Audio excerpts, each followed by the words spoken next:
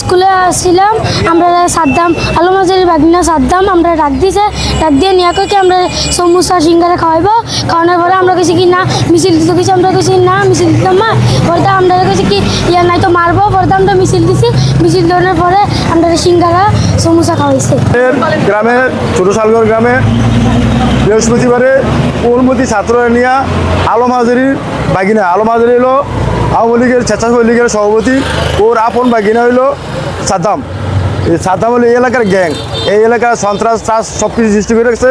ওই স্কুলে গিয়ে যাইছিরা বাচ্চারা বলতেছে যে তোমরা জয় বাংলা মিছিল দিবা, বাচ্চারা বলছে না আমরা দেবো না, তোমরা খাওয়া মুখ না খাওয়ালে দেবো না। তখন বাচ্চারা বলতেছে যদি মিছিল না দেবো তাহলে মারবো, কারণ হ্যাঁ সবাই ভয় পায়। আওয়ামী লীগের ইউনিয়নের আওয়ামী লীগের স্বেচ্ছাসেবক সভাপতি এমনকি হ্যার মজুদার হ্যার আপন বাগিনী হলো সাদ্দাম। হ্যার টেকেল জায়গাটা একজন অভিষেকের টেকেল জায়গা যেহেতু আওয়ামী লীগ নিষিদ্ধ ঘোষিত, এই সাহসটা পায় কেমনে মিছিল করো মিটিং করো অন্য জায়গাতে, কিন্তু কোমলমতি ছাত্ররা নিয়ে স্কুলতে ঠেট দিয়া বাচ্চারা নিয়ে এই নিয়ে সাহসটা দিচ্ছে কে। এর অর্থদাতা হচ্ছে আলম হাজারি শাহজাহান আর এই দুজন। আমরা চাচ্ছি আওয়ামী লীগ এই এলাকায় কোনো সন্ত্রাসী কার্যকলাপ চলবে না। বৃহস্পতিবারে পরিকল্পিতভাবে সাদ্দাম ও তার মামা আলম আজারি পরিকল্পিতভাবে কমলমতি শিশুদেরকে দিয়ে ছোট শালগড় সরকারি প্রাথমিক উচ্চ বিদ্যালয় তাদেরকে জোরপূর্বকভাবে জয় বাংলা স্লোগান দেওয়া হয়েছে। দেবিদ্বার থানা পুলিশ তাকে গ্রেপ্তার করে, কেন গ্রেপ্তার করা হয় না তাকে? তার নামে ওয়ারেন্ট আছে, তার নামে মামলা আছে।